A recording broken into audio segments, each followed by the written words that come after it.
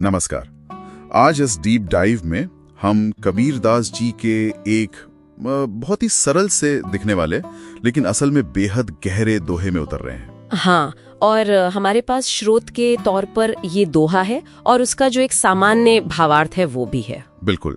और हमारा मकसद है इस दोहे के परतों को खोलना, ये समझना कि सदियों पुरानी ये बात आज भी उतनी ही रेलेवेंट क्यों है। सही। कबीर जी इस अस्थिर लगातार बदलती दुनिया और एक स्थिर शाश्वत सत्य के बारे में क्या इशारा कर रहे हैं, चलिए इसको समझने की कोशिश करते हैं आज। हाँ, तो दोहा इस तरह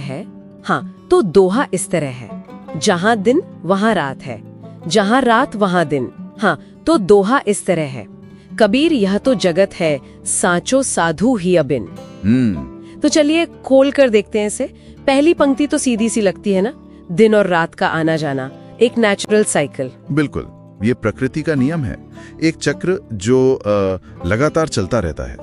पर यहाँ कबीर सिर्फ मौसम का हाल नहीं बता रहे, है ना? अच्छा, हाँ, ये दिन और रात का बदलना, ये दरअसल एक बहुत शक्तिशाली प्रतीक है, सिंबल है। किस चीज का? ये प्रतीक है इस पूरे संसार के स्वभाव का, निरंतर परिवर्तन, कुछ भी ठहरा हुआ नहीं है, सब बदल रहा है हर पल। ये बात तो आज के जमाने में शायद और भी ज्यादा महसूस होती है ना? हाँ बिल्कुल। जहाँ करियर बदलते हैं, टेक्नोलॉजी हर कुछ महीनों में पुरानी हो जाती है, सोशल मीडिया ट्रेंड्स तो रातों रात बदल जाते हैं।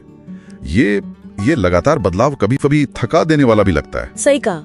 और कबीर इसी बुनियादी सच्चाई की तरफ हमारा ध्यान खींच रहे हैं। वो कह रहे हैं, देखो, जैसे दिन के बाद रात और रात के बाद दिन आना तय है, वैसे ही इस दुनिया में सुख दुख, उतार चढ़ाव, मिलना बिछड़ना, ये सब चलता रहेगा। ये जगत का नियम है, इसका स्वभाव ही यही है। तो इसे स्वीकार करना ही एक तरह से समझदारी की पहली सीढ़ी है। ठीक है, तो ये दुनिया तो ऐसी ही है, परिवर्तनशील। फिर दूसरी पंक्ति में कबीर कहते हैं, सांचो साधु ही अबिन। यहाँ ये सांचो साधु सच्चे संत या ज्ञानी व्यक्ति से उनका क्या मतलब है? क्या वो ये कह रहे हैं कि हमें दुनिया से भाग जाना चाहिए, साधु बन जाना चाहिए? नहीं, ये बहुत अच्छा सवाल है। देखिए, सांचो साधु का मतलब सिर्फ गिरवे कपड़े पहनकर जंगल चले जाना नहीं है, कम से कम कबीर के यहाँ तो बिल्कुल नहीं। अच्छा। कबीर के अनुसार सच्चा साधु या ज्ञानी वो है जो इस दुनिया के बदलते हुए स्वभाव को, इसकी अस्थिरता को गहराई से समझता है। ठीक है। वो ये जानता है कि बाहरी चीजें जैसे पद, प्रतिष्ठा, सुख दुख, ये सब दिनों रात की तरह है, आने जाने वाले। इसलिए वो अपना पूरा ध्यान, अपना पूरा भरोसा इन बदलने वाली चीजों पर नहीं टिकाता, वो इनमें बह नहीं जाता। तो फिर वो अपना ध्यान कहाँ टिकाता है? स्रोत में, जैसे स्थायी परमात्मा का जिक्र था। हाँ, साचो साधु ही बिन का मतलब ही यही है कि वो अपने हृदय से, अपनी अंतरात्मा से, इस क्षण भंगुरता से परे देखता है, दिल से देखता है। हाँ, वो उस चीज पर ध्यान केंद्रित करता है जो स्थायी है, जो शाश्वत है, जिसे स्रोत परमात्मा कहता है। इसे आप आंतरिक शांति कह सकती हैं, आत्मज्ञान, या अपने मूल स्वभाव से जुड़ना, कुछ भी कह लीजिए। ये वो केंद्र है जो दुनिया के तूफानों में भी स्थिर रहता है। तो इसे ऐसे समझ सकते हैं क्या, जैसे मान लीजिए हम समुद्र किनारे खड़े हैं और लहरें जो दुनिया के बदलाव हैं आती जाती रहती हैं। हाँ। लेकिन जो समझदार है यानी साधु, वो अपना पैर रेत पर उस स्थायी सत्य पर जमाए रखता है, लहरों से ज्यादा विचलित नहीं होता। अरे वाह, बहुत बढ़िया उपमा है। बिल्कुल यही बात है। बिल्कुल, ज्ञानी व्यक्ति बदलाव को देखता है, उसे समझता है, लेकिन उसमें बह नहीं जाता। ठीक है। वो जानता है कि आज सफलता है तो कल चुनौती आ सकती है, आज सुख है तो कल दुख का सामना हो सकता है। इस समझ के साथ वो एक तरह की आंतरिक स्थिरता पा लेता है। वो क्षणिक चीजों से अपनी पहचान नहीं जोड़ता। तो कबीर का संदेश एक तरह से निराशावादी नहीं है, बल्कि बहुत यथार्थवादी, रियलिस्टिक है। वो दुनिया की स्थिरता को स्वीकार करके उसके पार देखने की बात कर रहे हैं। हाँ बिल्कुल, सही पकड़ा आपने। ये निराशावाद नहीं, ये गहरा यथार्थवाद है। और यही स्वीकार्यता असल में मुक्ति दिलाती है। मुक्ति कैसे?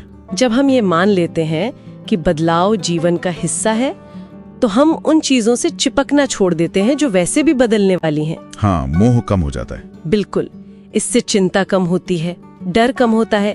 फिर हमारा ध्यान बाहरी उथल पुथल से हटकर अपने अंदर के उस स्थिर बिंदु पर जाता है जो हमें असली शांति और सहारा दे सकता है। तो ये साधुता जो है ये एक मानसिक अवस्था है, कोई बाहरी दिखावा नहीं। ये तो बहुत गहरी बात है। तो इस डीप डाइव से हमने ये समझा कि कबीर का ये दोहा हमें जीवन की एक बहुत ही फंडामेंटल सच्चाई याद दिलाता है।